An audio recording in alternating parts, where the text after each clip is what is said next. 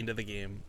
Sorry, there we go. We're gonna hop right into the game, guys. Not even gonna go through the intro. We're gonna just get right into the match. Spawning in the bottom right corner of the map, it's the ace match, the final game, game number 3 for the Fight Before Christmas last qualifier match. I give you the blue Zerg player from Imaginary Gaming. It's TargA. Yeah, but right as the red Terran, it's MarineLord. Of course, representing Millennium quite nicely.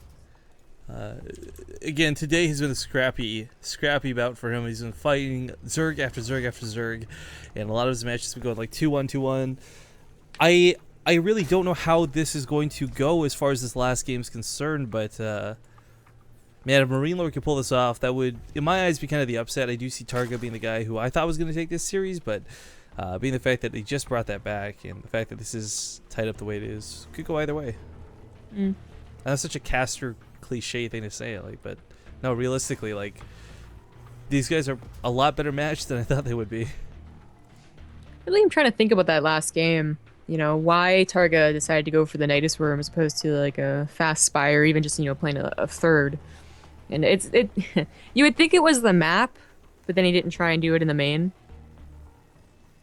You know, yeah, that's why the map's good, is because it has such a large dead space in the main. And it is worth noting, like, around the time of that first Nidus, he didn't already have the depot down in the southern part. Like, that depot or turret, whatever it was, came down as a reaction, so they would have vision for all things. But I mean, the reality is that last game was started off 13-13, and it didn't really get a lot of kills for it. Yeah, it puts you in such like an area of control. It's kind of the same thing against, like, if you do it against Protoss, or actually in any matchup really. Like, if you don't do damage, you know, you can either continue to invest into it and do damage, or you can just like take control of the game, like double expand, attack, drone, you know, something. But then it's just like an odd choice that kind of seemed like maybe that was his plan all. Maybe that was his plan all along, and there was just I don't know, just an odd game that didn't quite go the way that he planned. Not everything lined up 100%, but different game, different map entirely, or more of a normal map. I think so far the qualifiers, you have to see Deadwing or Foxtrot.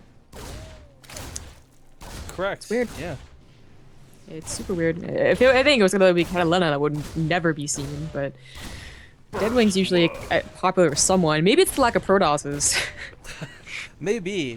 Which is, again, really weird, because, like, Europe in general has had some of the most Protoss-related matches we've cast, and God knows how long, right? Usually. So, yeah, a little bit strange to see almost none show up for the tournament today. Yeah. Well, we cast them in the beginning, but they died off quickly, man. Yeah, Jade did his best. Ooh, MarineLord's actually doing something he has not done so far, which is just for regular 3cc build. What? This is really risky, in my opinion. Not just because it's 3rd CC and all that, but this is 3rd CC against TargA.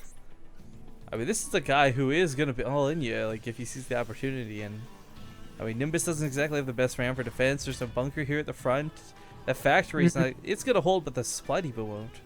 Yeah, Roach Baneling is surprisingly effective. You usually look at a ramp like this and you're like, oh, well, it's so skinny. Like, you just put one bunker down.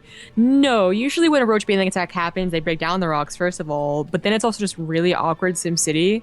Like that one game that we cast where it's like the Terran's own SimCity hurt him more versus a Roach Baneling. I was just like... Yeah, so it's like depot after engineering bay after depot after depot. Yeah, it looks really dumb. But it works for the Zerg player, and that's pretty good. Well, TargA sadly not going to see this. The second Overlord could take a hard right, but unlikely. Baneling nest. So it's so nice about the natural being taken like this. Not only that the creep spread starts earlier, that's always the biggest benefit. It's also that you can't tell if they have a third. It's going to be in the pocket one. And you just can't tell. You don't have your own Overlord as a Terran player to see that. Yeah, that's a good point. We very well may see him burn a scan, but I doubt it'll be over that natural base, if anything. Like, scan probably instead of the main, scan probably comes down here at the bottom of the ramp. Just looking to see what the army supply looks like for your opponent. But Queens are getting a little bit low. Lings are dashing out here, but into Hellion fire, so they gotta be careful.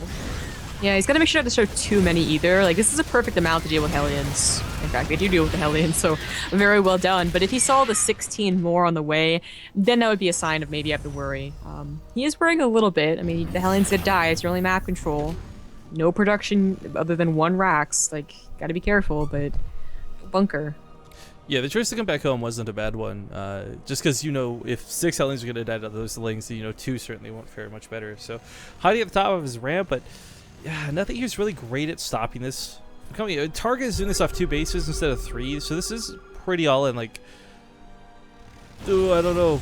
This is going to be a really hard hold for MarineLord, but if he can do it, it'll put him in a good spot. He's on 3 CCs. Hellion control has to be absolutely fantastic. It is important that he did not stop making Hellions, by the way. He didn't just lose 6 and say, that's all I'm going to make. So maybe he has a decent chance to hold. Ugh, he's still going to lose a lot of SCVs no matter how he holds this, though. Oh, he does get trapped. Oh, just barely. That Banley goes up on the Hellions, too. That's going to help his Lings out so much. TargA, though, yeah, locks it down with a very nice all-in to clean this up. 2 Zerg players will be able to make it through these. Jesus, we got True and Impact. Now we got TargA and